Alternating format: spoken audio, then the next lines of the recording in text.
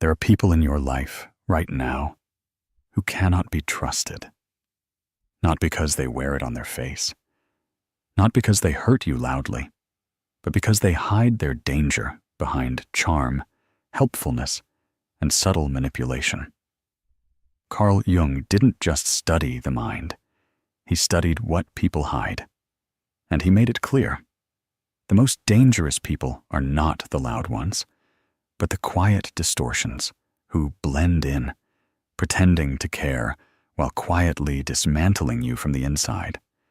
They don't always shout. They don't always abuse. Sometimes they smile. That's what makes them dangerous. That's why you keep missing the signs. That's why Jung made it his life's work to understand not just the persona, but the shadow. Because people don't show you who they are. They show you what they think will work. And if you're not aware, you'll give your time, energy, trust, even love to someone who was never safe to begin with.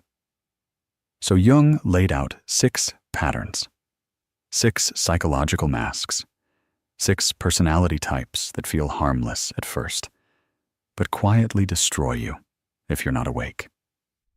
Let's begin. 1. The chronic victim. This is the person who never takes responsibility. Everything that happens to them is someone else's fault. They are always suffering, always attacked, always done wrong. On the surface, you feel bad for them. You empathize. You help. You become emotionally invested in their recovery. But Jung saw this clearly. People who live in permanent victimhood are often hiding deep manipulation. Because if you are always the victim, you never have to be accountable. You never have to change. You never have to confront your own darkness. The chronic victim uses their pain as a weapon. They guilt trip. They twist reality. They pull sympathy out of you and turn it into obligation. You don't help them. You end up carrying them. And the worst part? They don't want healing. They want control. Jung warned us, when someone is always a victim, they have likely fused with their shadow, the part of them that thrives on emotional manipulation under the disguise of helplessness. These people will never change, because to change would be to lose the only power they have, your pity. And if you don't distance yourself from them, you'll start to feel guilty for not being broken yourself. 2. The charming mirror. Jung called this the persona trap, someone who reflects back to you exactly what you want to see. They're agreeable, supportive. They laugh at your jokes. They admire your dreams. They validate your insecurities. At first, they feel like your biggest supporter. But slowly, you notice something strange. You don't actually know who they are, because they're not showing you anything real. They're mirroring you to gain trust. Jung wrote that when a person over-identifies with their persona, they become a mask, and the real self stays hidden, protected, untouched, and unaccountable. The charming mirror is dangerous because they feel safe. But what's behind the mask? Nothing. No substance, no stability, no consistent values. Only the ability to adapt, to mimic, to impress. They're not loyal to you. They're loyal to your approval. And the moment you stop admiring them, they vanish, or worse, turn against you. You didn't meet them. You met your reflection in their performance. And trusting someone like that is like shaking hands with smoke. 3. The passive-aggressive enabler. This one is subtle. They don't openly criticize. They don't fight you directly. They let you speak, and then they suggest. They hint. They undermine. This person will nod when you share your dream, and later say something like, "That's ambitious. I just don't want you to be disappointed." Or, "You're so brave for trying that. I don't think I'd ever risk failing like that." Sounds supportive, right? But it isn't. Jung described this dynamic as the hidden shadow of the helper. These people don't attack your decisions. They slowly erode your confidence through emotional suggestion. They present doubt as concern. They present fear as logic. They present judgment as maturity. And if you're not conscious, you'll internalize their limitations as your own. Jung believed that this type is especially dangerous because they pretend to empower you, while quietly making sure you never outgrow them. Because if you succeed without them, they lose their invisible grip. They lose relevance. And for the enabler, that's a silent ego death. So they clip your wings before you ever take flight, and call it support. 4. The secret competitor. This person isn't competing with the world. They're competing with you. But not openly. They pretend to be your friend. They applaud your success. They act like they're happy for you. But every time something good happens for you, they find a way to make it about them. They minimize it. They redirect the attention. They tell their own story, slightly better, slightly more impressive. Jung believed that this type is driven by unconscious inferiority. They don't hate you. They resent what you reflect back at them, their own inadequacy. And instead of owning that feeling and growing from it, they compete secretly. They copy your ideas and pretend they were theirs. They offer backhanded compliments. They only celebrate you when they're ahead, never when you're above. You feel it in the tension, in the forced praise, in the subtle shifts. And if you ignore it, you'll keep pouring trust into someone who sees you as a threat, not a friend. And here's the twist. When you fail, they'll feel relief. But they won't say it. They'll just say, "I was afraid this might happen. I tried to warn you." This person is not a teammate. They are a mirror competitor who plays the role of support just to stay close enough to sabotage you emotionally. Jung warned, never trust someone who can't clap when it's not their turn to win. 4 out of 6 revealed. Each one more subtle than the last. Each one more dangerous the longer they go undetected. Now, we'll expose the final 2. The manipulative wise one, and the seductive empath who hides control under compassion. Plus, how Carl Jung believed these types form through early trauma, an unintegrated shadow. And Jung believed these 2 were the hardest to spot, because they often appear wise, helpful, or even healing. They don't control you through force. They control you through your need for love, growth, or clarity. Let's continue. 5.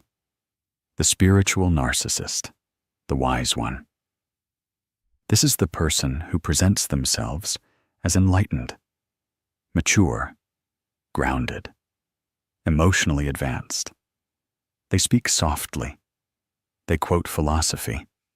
They reference healing, alignment, shadow work, and mindfulness. They present themselves as above conflict, above ego.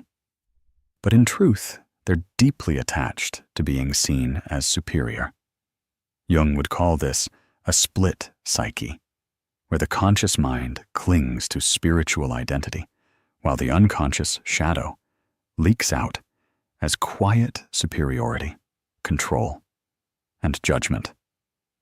The danger: they don't dominate you by arguing. They dominate you by always being the calm one, making you feel emotional, unhealed, or spiritually inferior anytime you push back. They say things like, "Sounds like a trigger you haven't dealt with yet." I'm just holding space. It's not my responsibility to fix your projection.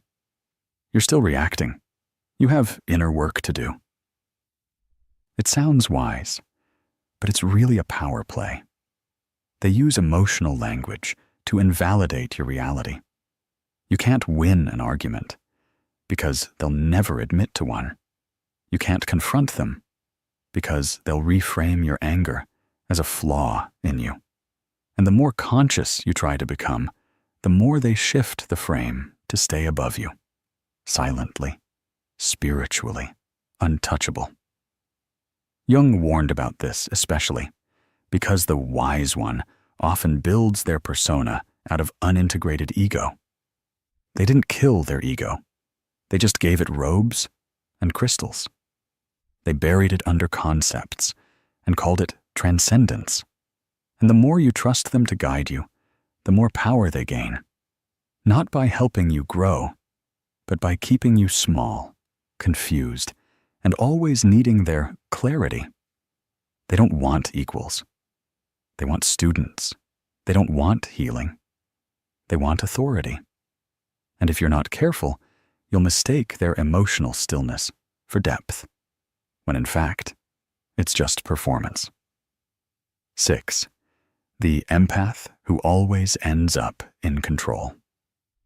Jung wrote often about projection, how people assign their own needs, wounds, and intentions onto others unconsciously.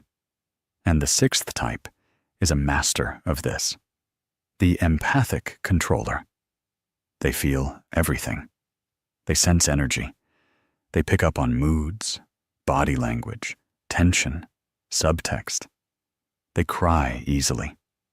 They comfort you often. They make you feel deeply seen. At first, this seems like a gift. It feels like connection. But over time, it becomes something else. Control through sensitivity. You start adjusting your behavior so you don't disturb them. You suppress your reactions so you don't hurt them. You hesitate to express frustration because they'll say, "That energy really affects me." And before you realize it, you're not expressing yourself at all. You're managing them because they've convinced you their pain is your fault. Jung warned about this subtle danger, that many people who claim to be highly sensitive are actually projecting unhealed chaos outward and demanding the world organize itself around their wounds. This is where the empath becomes toxic. They don't want connection.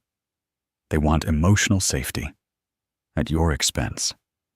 And if you fail to meet it, they break down, and you become the bad guy. Suddenly, you're insensitive, you're cold, you're unstable, you're responsible for their spiral. But it's not your spiral. It's theirs, and they've never learned to hold it, so they place it on you. And if you're not careful, you'll spend months, even years, trying to regulate someone who never took responsibility for themselves. You'll mistake emotional chaos for depth. You'll mistake sensitivity for purity. You'll mistake control for closeness. And by the time you realize it, your identity will be wrapped around someone else's emotional storm. That's not love. That's psychological submission. And Jung's advice? Walk away. Because this kind of person will never say they're dangerous. They'll say they're just feeling too much. And unless you are deeply rooted in yourself, you will start to believe them. You'll believe their pain is your fault. Their chaos is your burden. Their breakdowns are your responsibility. But they're not. You didn't break them. You just got too close. The deeper warning. Now that you've heard all 6 types, you might ask, why do these people exist? Why do they move this way? And Jung's answer is brutally clear. because they never met their shadow. So now they make you carry it. They never faced the part of them that's manipulative, so they project it onto you. They never admitted their need for control, so they control people in the name of love, support, or guidance. They never took responsibility for their pain, so they made it your job to fix. These people aren't rare. They're everywhere. And they thrive in spaces where people don't know how to defend their energy. Jung believed the only protection was self-awareness, to spot the mask, to see through the kindness, to hear what's not being said, and walk away before you need proof. Because once you see it, you can't unsee it. Now, we'll go beyond the list, into how you stop attracting these people, why your shadow makes you tolerate them, and how to permanently become someone they can't manipulate, use, or break. By now, you've seen them. The 6 people Carl Jung said you should never trust, not because they're always evil, but because they're deeply unaware of themselves. And when someone has no awareness of their own shadow, they make you live in it. They become the chronic victim, the charming mirror, the quiet enabler, the hidden competitor, the spiritual narcissist, the empathic controller. They don't always come to destroy you. They come to feed from you. To Jung, this wasn't moral failure. This was a psychic pattern, a survival system of the unconscious trying to hold itself together by externalizing pain, control, and emotional confusion. And if you don't recognize the pattern, you'll think it's just bad luck. You'll think you keep attracting bad people. You'll think you're being punished. But Jung would say you're not being punished, you're being mirrored. Because here's the real warning most people miss. You attract what you haven't integrated. Let that sink in. If you're always attracting manipulators, there's a part of you that's still afraid to stand in your own truth. If you're always surrounded by victims, there's a part of you that needs to be needed in order to feel valuable. If you're constantly betrayed by charming people, you're still worshiping external approval more than internal clarity. That's why this video isn't just about who to avoid. It's about why you tolerated them in the first place. And Jung believed the answer always lives in one place: your shadow. The shadow attracts the mask. Jung taught that the shadow is everything you've repressed. The parts of you you were told were too much, or too selfish, or too intense, or not lovable. So you buried them. You became nice. You became helpful. You became agreeable. You became emotionally intelligent. You became whatever would get you accepted. But here's the trade-off. You lost your edge. You lost your instincts. You lost your barrier to harm. Because when you repress your anger, you tolerate disrespect. When you repress your intuition, you ignore red flags. When you repress your self-protection, you keep letting in the people who pretend to love you, and then slowly consume you. Jung didn't want you to become cold. He wanted you to become whole. And to do that, you have to stop pretending that your love is limitless, that your patience is eternal, and that your trust should be freely given. Because it shouldn't be. Not everyone deserves access to you, especially not the people who live unconsciously. Because here's the brutal truth. Some people are not learning. They're just repeating. They've been the same for 10 years. They're not doing shadow work. They're not evolving. They're not growing with you. They're just adapting their language to hide their same old patterns. And unless you become the kind of person who values inner alignment over outer harmony, you will keep bending for people who wouldn't stretch an inch for you. What to do now? If this video hit you hard, good. It means something in you is waking up. It means you're done being easy to manipulate. It means the old version of you, the one who needed to be liked, needed to fix, needed to feel good, is finally tired. So here's how you move forward. 1. Audit your circle. Start asking, who drains me? Who confuses me? Who am I constantly explaining myself to? If someone constantly needs context just to treat you right, they're not confused. They're avoiding accountability. Let them go. Silently. Without guilt. Jung believed withdrawal is one of the strongest acts of consciousness. Not because you hate them, but because you've stopped abandoning yourself to keep the peace. 2. Let your shadow speak. Stop trying to be perfect. Let yourself say no. Let yourself get angry. Let yourself question people's intentions. Your shadow isn't evil. It's protective. It's the part of you that remembers who you are when you're being emotionally gaslit into forgetting. Let that part rise. Jung said, one does not become enlightened by imagining figures of light, but by making the darkness conscious. If you want peace, stop performing for it. Integrate the part of you that can walk away. That can set a boundary. That can say, I'm not available for this anymore. 3. Stop explaining. The people who deserve your energy won't need you to justify your boundaries. They'll feel them. They'll respect them. And they'll match you with their own clarity. But the toxic ones, they'll demand explanations. They'll guilt trip you. They'll paint you as the problem. Let them. Jung didn't believe in convincing unconscious people to see your light. He believed in becoming so grounded in yourself that their confusion no longer slows you down. 4. Trust what you felt the first time. Most people aren't confused. They're just hoping they're wrong. But you weren't. That moment you felt the energy shift. That moment you hesitated before trusting. That moment your gut said, something's off here.